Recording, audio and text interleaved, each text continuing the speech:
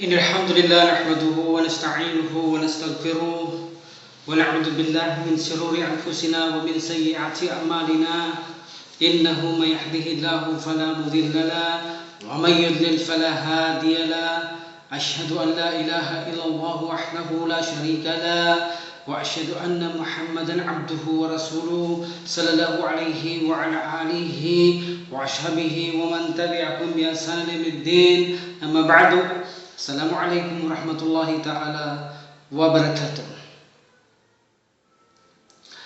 Nang makaraan ay pinaksa natin kung saan ang sinasabi ng mga Shia ang patungkol na ang banal na Quran ay mayroon itong nakatagong kapaliwanagan at nakalagtad na kapaliwanagan, at ipinangangaral din ng mga Shia na ang kanilang mga imam ay ang mga bersikulo ng banal na Quran.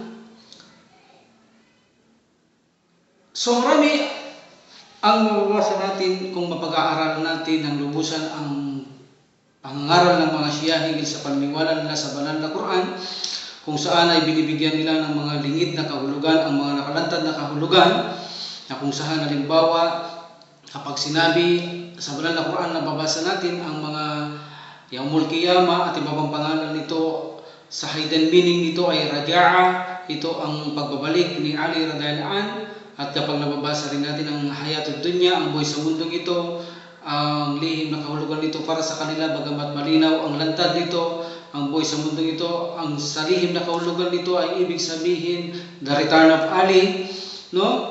So binibigyan nila lahat ng bersikulo ng mga hidden meaning, maging ang ito may parabola ng mga lamok, ito'y langaw, mga bubuyog, ito'y pinapatungkol kay Prophet Muhammad sallallahu alaihi wasallam at sa kanyang sa mga 12 imams. Ganon din ang dagat, ang mga imams ang pinatutungkol dito. So ganon din ang mga pagbibigay katambal sa Allah subhanahu wa ta'ala, tulad halimbawa kung kayo'y magbigay ng pagtambal sa pagsamba sa akin, ang lahat ng iyong ginawa ay mawawalang kabuluhan, sabi ng Allah subhanahu wa ta'ala. Dito sinabi nila kung kayo'y gagawa pa ng ibang imam maliban kay Ali, kadayaan mawawala ang inyong lahat ng mga mawawalang kabuluhan lahat ng inyong mga ginagawa. So lahat ng mabuti sa banal na Quran ay sa mga imam, at lahat ng mga nababanggit na dalala o kaya mga nasabi sa Al-Fatiha, gayong magdubi wala dalil, yaong mga naliligaw, yaong hindi naniniwala sa mga imam, yaong mga haram at major sila ay napapatungkol ito sa mga kanilang kaaway sa banal na Quran. Ibig sabihin ng banal na Quran ay inireveal ng Allah subhanahu wa ta'ala sa dalawang pangkat, kung saan inireveal ito para sa mga imam, at ang masasama o mga haram dito ay inireveal para sa kaaway ng mga taong ito. At marami pa ang kanilang ipinangangaral hinggil sa bagay na ito. So sa araw na ito ay dadakuhan naman natin kung saan ang paniniwala ng mga Shia na ang banal na Quran ay ang kanilang paniniwala na ito ay hindi pa kumpleto. Hindi ito kumpleto at binawasan pa ito ng mga sahaba nang gawin ito sa panahon daw ni Uthman. Sa kanyang panahon ni Uthman radhiyallahu anhu na ikatlong khalifa sa pananampalataya Islam ay binawasan niya raw ito, no? At ito ang Quran na ito, hindi pa ito kumpleto anila. So ayon kay Imam Abu Bakar Muhammad ibn al-Qasim al-Ambari, kung saan ipinanganak ito 271 after Hijrah at namatay siya ng 328 after Hijrah, na nagsabi na ang mga deviant sect ay inaatake nila ang umma ng Prophet Muhammad sallallahu alaihi wasallam at mga sumusunod dito, ang Ahlus Sunnah wal Jamaa, at ninais din ng mga Shia na ito o sektang ito ng mga deviant sect na sirain ang Sharia. At sinabi nila na ang hushab na ginawa ni Uthman radhiyallahu anhu sa panahon ng kanyang pagkakalipa, na kung saan ay sinanghayunan ito ng mga sahaba ang ginawa ni Uthman radhiyallahu anhu pagbuo sa banal na Quran, even na si Ali radhiyallahu anhu, na sinasabi nila na ito ay mayroong kakulangan. Binawasan ito ng mga kasamaan o sahaba, ganon din kay Uthman radhiyallahu anhu sa panahon nila, ang pagbuo sa banal na Quran at kung saan anila higit kumulang sa kanilang sinasabi na mayroong 500 letra ang kanilang tinanggal sa banal na Quran. Kaya sabi nila mayroong tinanggal sa banal na Quran at ito rin ay hindi kumpleto. Ang mga taong ito ay ipinapakita nila muna sa banal na Quran ang isang halimbawa ng berso na sinabi ng Allah subhanahu wa ta'ala, وَلَقَدْ نَصَرَكُمُ اللَّهُ بِبَدْرٍ وَأَنْتُمْ أَذِلَّةٌ. Ito ang nakalagay sa banal na Quran kung saan ang ibig sabihin, sabi ng Allah subhanahu wa ta'ala, at ibinigay sa inyo ng Allah subhanahu wa ta'ala ang tagumpay sa Badar habang kayo ay mahina. Subalit sabi nila, mayroon itong tinanggal dito o binawasan bago ang wa antum adilla. So sabi nila, ang tunay na ayat dito ay walaqad nasarakumullahu bi Badr wisayfi ali wa antum adilla. So dinagdag nila ang bisayfi adilla, bisayfi ali wa antum adilla, ibig sabihin at ibinigay na Allah subhanahu wa ta'ala ang tagumpay sa Badar habang kayo mahina sa pamamagitan ng tabak o espada ni Ali. So dinagdagan nila ito. Sabi nila, binagbibintangan ng mga sahaba at si Uthman radhiyallahu anhum na kung saan binabawasan nila ang bersikulo ng banal na Quran kapag ito lalo patungkol sa mga imama nila ay tinatanggal nila ito. Sabi nila, At kay Ali Musalli naman, kung papagmamasdan natin kung saan namatay ito ng 377 after Isra, na sinabi niya na ang taong nagsabi nito, ang nagdagdag dito sa sinabi nasa natin, na bisayfi Ali, ang nagsabi sa taong ito na isa itong sinungaling na pagdaragdag, ang nagsabi lamang ay si Hisham ibnul Hakam mula sa Kufa doon sa Baghdad, ibig sabihin sa Iraq. At ang original na kung saan ang sekta ng taong ito ay Ja'mite, at ang taong ito ang siyang umulat o gumawa ng aklat patungkol sa imama. Siya ang unang sumulat o gumawa patungkol sa aklat ng imama, kaya ginawa niya sa Quran ang pagdaragdag na ito ay upang suportahan niya ang kanyang ginagawang aklat patungkol sa imama. Ang kasinungalingang pahayag na ito ay ikinalat patungkol sa labing-dalawang imam ng mga Shia. Kaya itinuring ito ng mga sahaba ang mga taong ito bilang mga rejectionist o Rafida, kung saan itinatakwil nila ang pagkakalifa ni Abu Bakr at ni Ammar bin al-Khattab radhiyallahu anhum at ganon din si Uthman radhiyallahu anhu, at insulto rin nila ito at ang mga kanyang mga kasamahan o sahaba.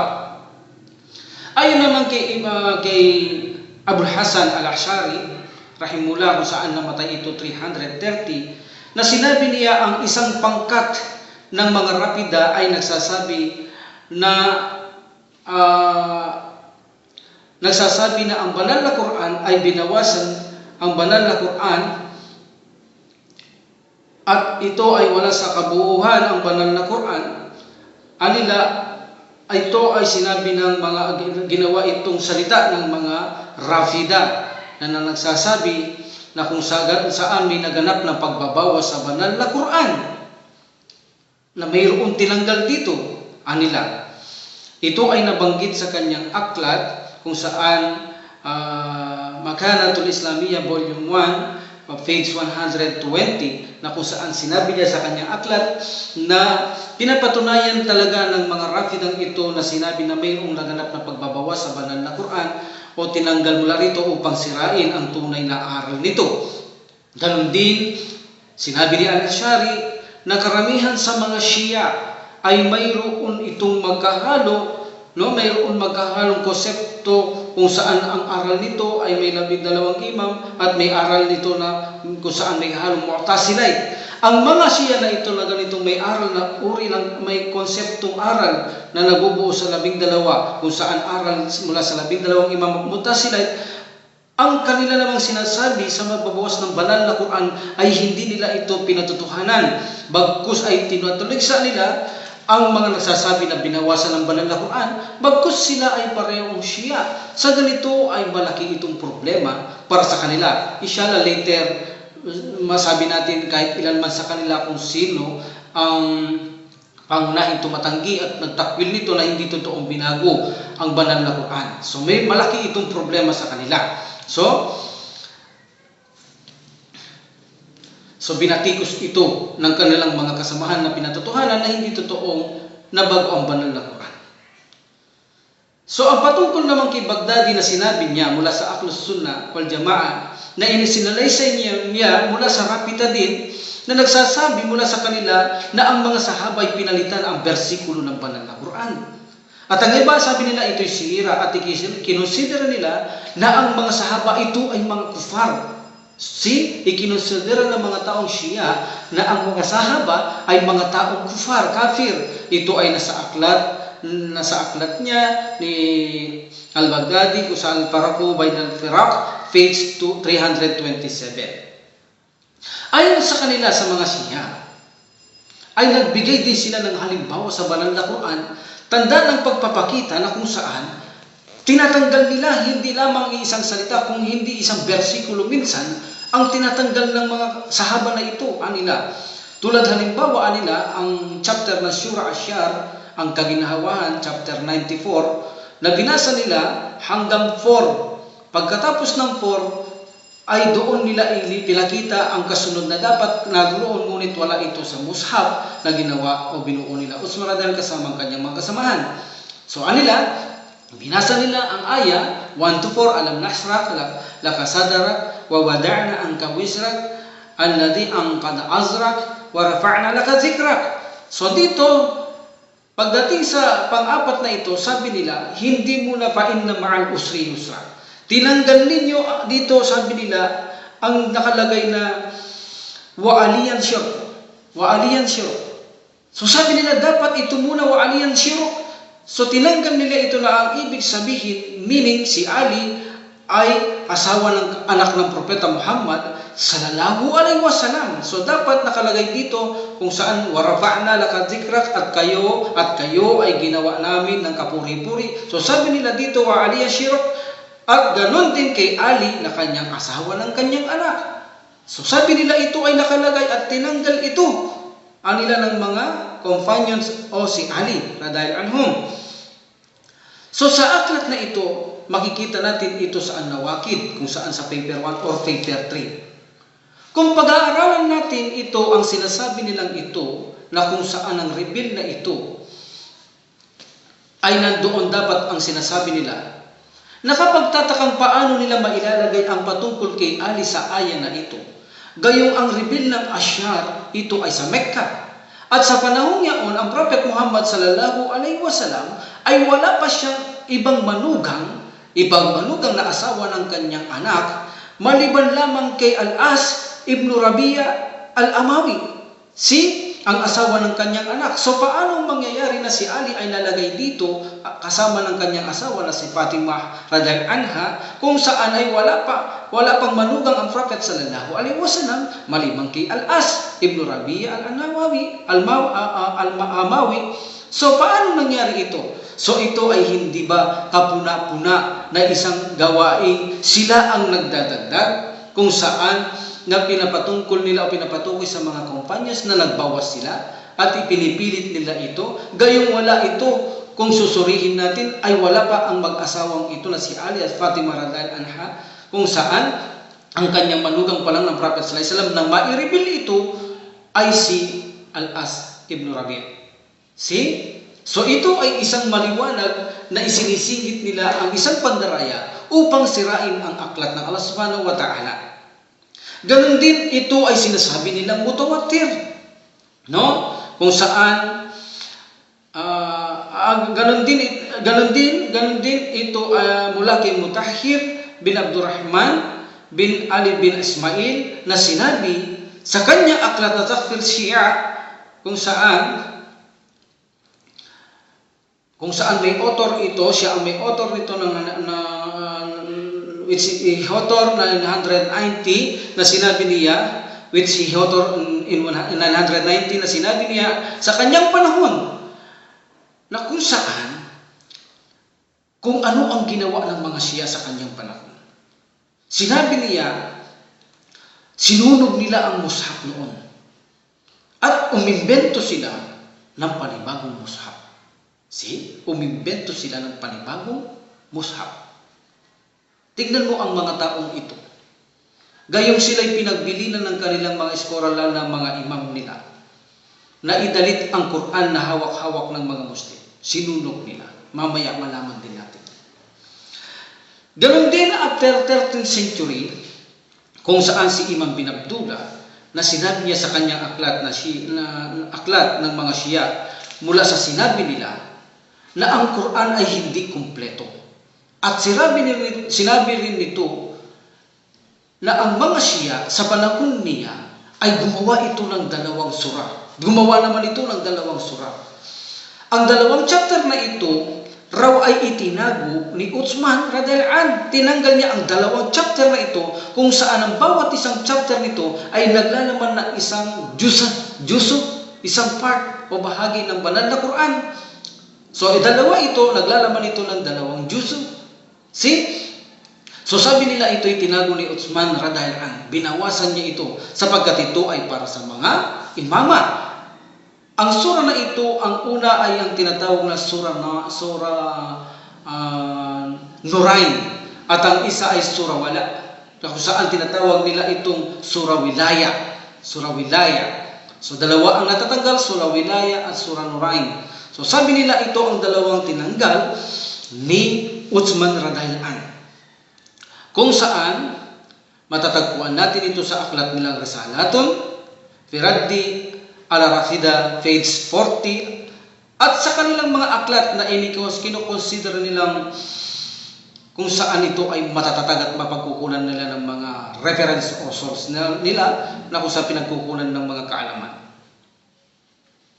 At ang at ang salaysay na nito nila sa kanila ay matatag sapagkat ito ay mutawatir. Ibig sabihin marami ang nagsaysay nito sa bagay na ito kung saan tinanggal ni Uthman ang dalawang chapter na ito. Ganon din si Muhammadin Al-Khatib rahimullah namatay noong 1389 na kung saan ay sinabi niya na nagpapatunay sa paniniwala ng mga Rafida na kung saan ito ay sinasabi nila na ang aklat nga ng banal na Quran, ito ay kanilang binawasan. Binawasan daw ni Uthman at kanyang mga kasamahan. At hindi ito kompleto ang banal na Quran. See? Kung makikita mo, mayroong hidden meaning, sila lang nakakaalam. At makikita mo ang mga sura, alam nila ang nawawala. Tulad ng binasa natin na chapter 94, ang sura Asyar. No? Ipinipilit nila na roon yun, doon din si Ali sa pamamagitan ng kanyang espada, kaya nagtugumpay sila sa Badar. Dapat nandoon yun, wala yun nila, tinatanggal ni Uthman at kanyang mga kasamahan. So malinaw ang mga pag-aakusa nilang ito sa banal na Quran na kung saan ito ay sinira ng panahon ni Uthman at kanyang mga kasamahan ng banal na Quran at ito ay binawasan. At isang paalala nila o isang ipinangangaral nila ang banal na Quran ay hindi pa ito kompleto. So, hindi ito kompleto ang banal na Quran. Okay? Kaya nga mayroon hidden meaning ito. Sila lang nakakaalam. So, magiging kompleto lang ang banal na Quran kung nandoon ang mga hidden meaning. At alam nyo ba kung kailan magiging kompleto ang banal na Quran? Pagdating ni Imam Mahdi. Sapagkat doon dala-dala niya ang sinasabing mushaf ni Ali radhiyallahu anhu upang maging kumpleto ang aral ng banal na Quran. Kaya sabi nila hindi pa kumpleto ang banal na Quran. Now, siyasatin natin ang mga bagay na ito na kanilang ipinangangaral.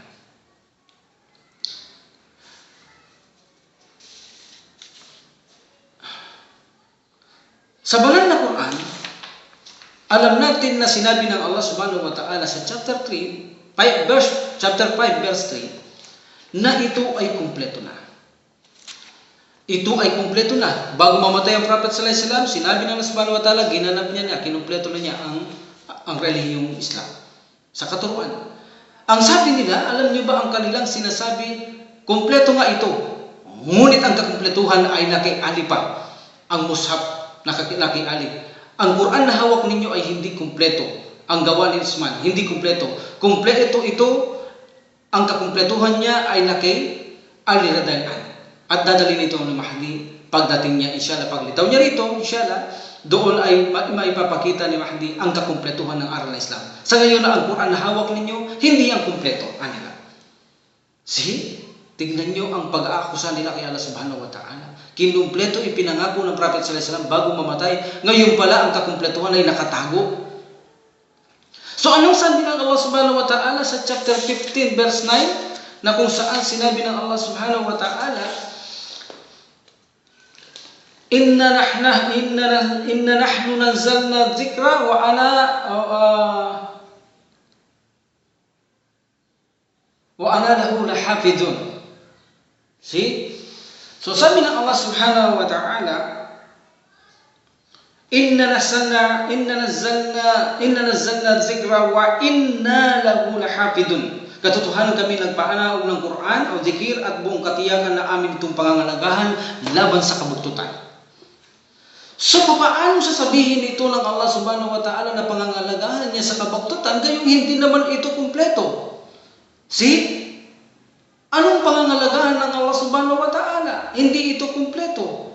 Paano ito lilitaw na pangalagahan ng Allah subhanahu wa ta'ala? Gayong ipinangangaral ng mga taong ito, ang Quran ay hindi kumpleto, ibig sabihin, anong pangangalagahan ng Allah subhanahu wa ta'ala kung hindi ito kumpleto? Tignan ninyo ang pag-aakusa nila sa Allah subhanahu wa ta'ala. Alam niyo ba ang sinabi nila? Pangangalagahan nga ng Allah subhanahu wa ta'ala ang banal na Quran sa pamamagitan ni Ali radhiyallahu anhu na sa kanyang pangangalaga ang kabuuan ng banal na Quran. Ang inyong banal na Quran ay hindi kumpleto. Nasa pangangalaga ni Ali ang banal na Quran. At ito ay ipinagkatiwala ng Panginoong Allah subhanahu wa ta'ala kay Ali ang pangangalaga sa banal na Quran. A'udhu billah. Ngayon ang tanong natin. Una, ang sinasabi nilang may dalawang chapter silang ginawa. Mayroon ba silang kopya nito? Mayroon ba silang kopya nito mula sa mga pinagsulatan sa panahon ng Prophet Muhammad sallallahu alaihi wasallam?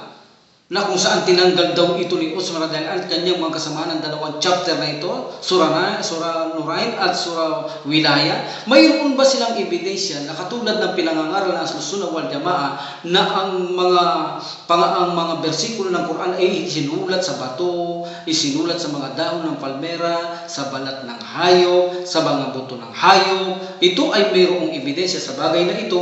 Mayroon kaya sila na ebidensya na ganitong uri na pinagsulatan sa dalawang sura na ito, na mayroon kaya silang kopya sa bagay na ito na sinulat sa dahon, o di kaya sa bato, o kaya sa buto, o sa balat ng hayop? Mayroon kaya silang maipakita?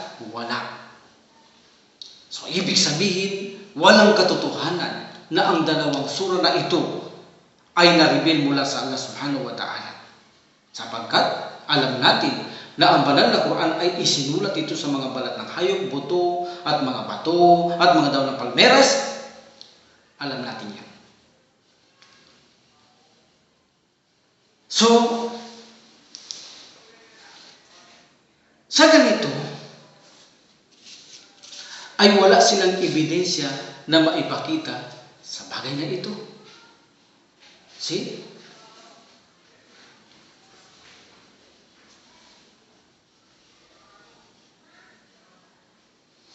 So,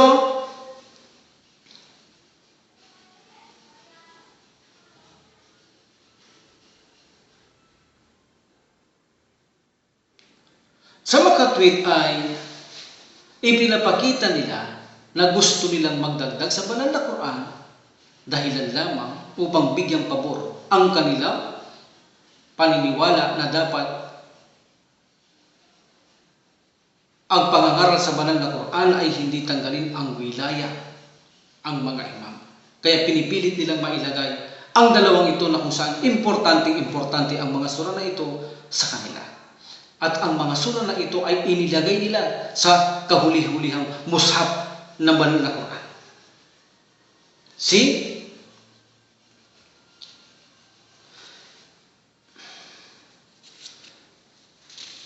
So, wala silang kopya at alam natin sa kasaysayan na wala silang maipapakitang ganito. Sila pinagbibintangan nila ang mga sahaba na tinanggal ito. Ngunit wala silang maipakita na batayan na pinagsulatan o original na pinagmulan na pinagsulatan ito. See? So gayon din naman sila ay pinagsasabihan noon. Kung saan sinabihan sila ng kanilang mga scholar na kung saan i-recite nila ang banal na Quran ayon sa tekstong pinadala. I-recite nila sa kanilang pagdarasal. Ang rules nito ay kanilang gawin hanggang sa dumating si Mahdi. At pagdating ni Mahdi, ang Quran ay iaangat ang nasa kamay lahat ng tao at lilitaw ang daladalang Quran ni Mahdi kung saan doon ay ito ang bibigkasin, ito naman ang i-recite ng tao, ito ang susundin nila bilang patakaran alinsunod dito sa batas dito. See? Mawawala ng kwenta, mawawala ng saysay ang mga Quran ngayon. Pero sinasabi nila na i-recite ang Quran na ito at sundin ang batas na ito. Ang kanilang mga imam ang nagsasabi at mga scholar sa bagay na ito. Ibig sabihin ay malinaw na kinokontra nila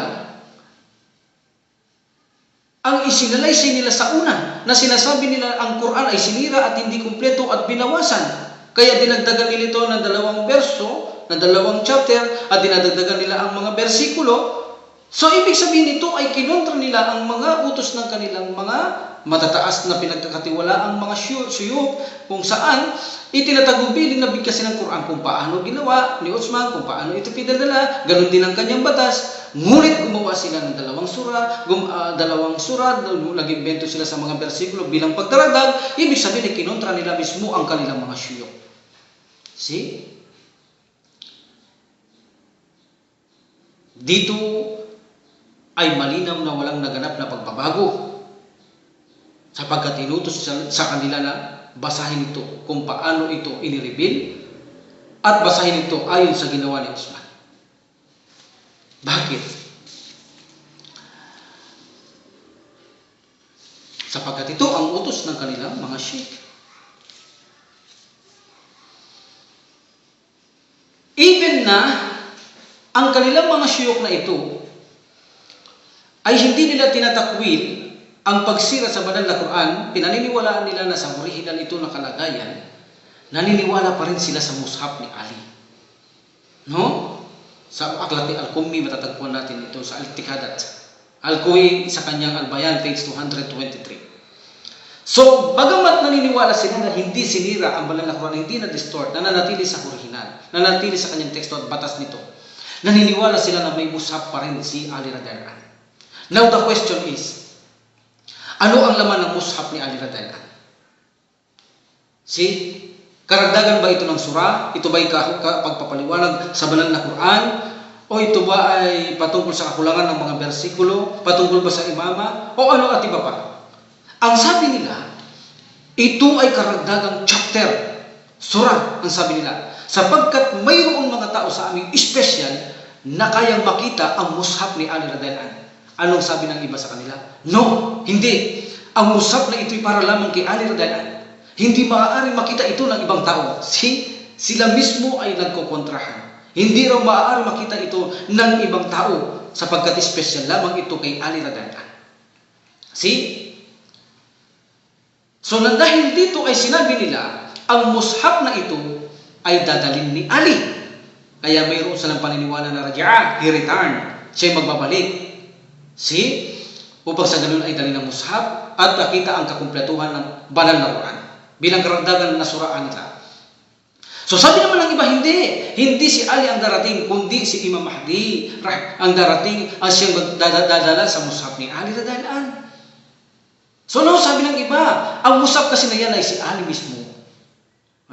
Subhanallah. Sila ay hindi nagkakasundo sa kanilang mga pinagsasabi. Tanda ito ng walang matibay na ebidensya kung bakit sila nagkakasalungatan. See? So makikita mo rito,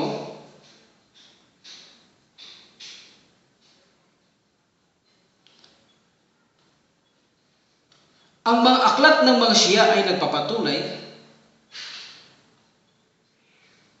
na ganun din sa aklat ni Sunan Abi Dawud. Ang aklat, may mga aklat ang mga Shia na nagpapatunay na ang hakmang-akma katulad na isinasalaysay ni Sunan Abi Dawud. Tulad halimbawa ang salaysay mula kay Suhaib bin Nasa na kung saan sinabi mismo ni Ali radhiyallahu anhu. Magkatulad dito sa aklat ng mga Shia. La taqulu fi Utsman illa khair, sabi ni Ali radhiyallahu anhu. Huwag kayong magsalita kay Ali maliban sa mabuti. Huwag magsabi ng anumang bagay kay Ali maliban lamang mabuti. Ako'y sumusumpa sa Allah na hindi niya ginawa, ibig sabihin ng buong banal na Quran, na mag-isa. Bagkus ay tinulungan natin siya at sumuporta tayong lahat dito at sumang-ayon tayong lahat dito. Nandoon din sa kanilang aklat ito. Sinang-ayunan ito ni Ali radhiyallahu anhu. At alam niyo ba na si Ali radhiyallahu anhu kapag binigkas niya ang banal na Quran ay wala siyang binabawasan at dinadagdagan dito, kaya inosente si Ali radhiyallahu anhu sa mga kiniklaim ng mga taong ito, sapagkat si Ali radhiyallahu anhu sa kanyang panahon ay siya nagre-recite ng Quran ay wala siyang dinadagdag o binabawasan, at ang batas ng banal na Quran na ito ang siyang ipinapag-iral niya sa tao. Kaya inosente si Ali radhiyallahu anhu sa mga sinasabi ng mga ito. Alam mo ang sagot dito ng mga Shia? Na kung saan naniniwala na ang banal na Quran ay hindi ito napalitan na natili sa original. Nung magawa ang banal na Quran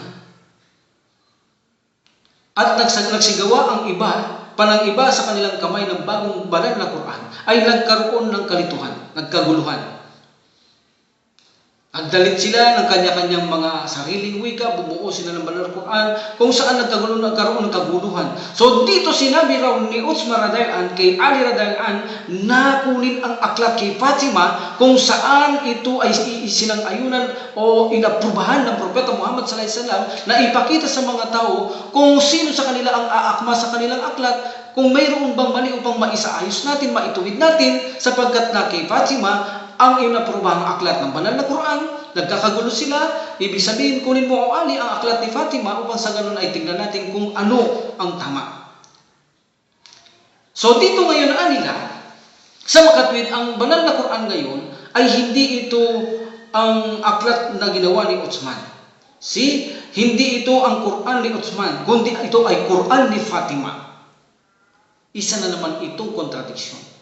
Kung ito ay Quran ni Fatima at paniniwala nila kay Fatima ito ay Ahlul Bait, asawa ni Ali na ginagalang nila, na kung saan ito ang itinuturing nilang imama na pinakamataas, dapat na obligadong sundin ng lahat ng mga tao o mga Muslim, ay ipinapakita nila dito na kung saan ay mali pala itong Quran din na daladala ni Fatima radhiyallahu anha. Bakit? Sapagkat dinadagdagan nila sa ngayon ang mga bersikulo at dumawa pa sila ng 2 talata, kung saan wala sa panahon, kung dumadagdag sila ng 2 chapter o sura, kung saan sa panahon na yung sinasabi ay wala hindi nabanggit ang 2 chapter na yon, at mga dinadagdag nila sa bersikulo ay hindi rin ito nabanggit. Kung sa ganito ay sa makatwid, maging mismo si Fatima na kanilang iginagalang, rinirespeto at pinaniniwalaan na asawa ng kanilang iginagalang at inirespeto at pinagkakatiwala ang pinuno nila na si Ali radhiyallahu anhu, ay hindi rin pala nila ito pinaniniwalaan, sapagkat sinasabi nila mismo na ang banal na Quran ito ay corrupted, ito ay sinira, ito ay distortion, may distortion ito, ang banal na Quran ito ay hindi kumpleto. Sa makatwid ay mismo si Fatima ay ipinakita nila na siya ay isa ring mandaraya sa utos ng dakilang manlilikha. Alam niyo ba na si Ibn Babawi, isa ito sa tumanggi na ang banal na Quran na ito ay sinira at binawasan ayon sa kanyang aklat? Hindi totoo na ito ay binawasan at sinira. Sinabi niya sa kanyang aklat na inihayag niya ito, na ang banal na Quran ay hinihayag kay Muhammad sallallahu alaihi wasallam na hawak ng mga tao ngayon ang totoong Quran. Isa itong iginagalang nilang sheikh kung alam natin, at ito ay sinuportahan at inaprubahan pa ng mga ibang aklat ng mga Shia. Sabi nila, anong palusot nila? Dahil mayroon silang tinatawag na takiya, yung concealment, pagtatago. Nila, ginawa lang ito ni Babawi bilang takiya itago upang isipin ng mga tao na kung saan mali pala ang siya at ligaw ang siya. Anong ibig sabihin? Upang hindi sila pumasok sa siya, upang hindi makaligtas ang tao. Ito ba ang ibig nilang sabihin? Ang tanong, ito ba ang bahagi na ito na sinasabi nila ay magbibigay ba ito o alam ba nito ng kanilang mga tagasunod na ito'y takiya? O ito lang ay magbibigay ng pag-aalinlangan sa kanilang mga tagasunod? Sa makatwid, halimbawa kung totoo ang sinabi ng Nabawi, totoo ang aklat ng banal na Quran na revelasyon at hindi ito takiya, sa makatwid, ang kanilang aklat ay lumilitaw na hindi galing sa Allah subhanahu wa ta'ala. Ang kanilang aklat ay lumilitaw na kung saan ito ay ininsulto niya ang salita ng Allah subhanahu wa ta'ala at ang Propeta Muhammad sallallahu alaihi wasallam. Gumawa ng paninira, pag-iinsulto upang sirain ang matuwid na relihiyon ng dakilang manlilikha. So ito ang kanilang pananaw sa banal na Quran na hindi ito kumpleto at sinira ito ng mga sahaba.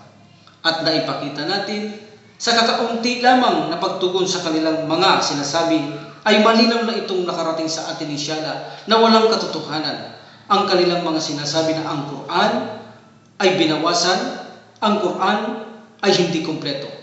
Ito ay walang katotohanan, ito ay invento at gawa-gawa lamang nila sa kaya tinawag silang rejectionist. Tasiya, the rejectionist.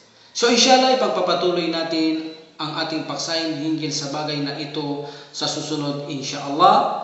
Wa akhirul alhamdulillah rabbil alamin wa salatu wa salam ala rasulillah subhanaka allahumma wa bihamdika asyhadu an la ilaha illa anta astaghfiruka wa atubu ilaik. Assalamualaikum warahmatullahi wabarakatuh.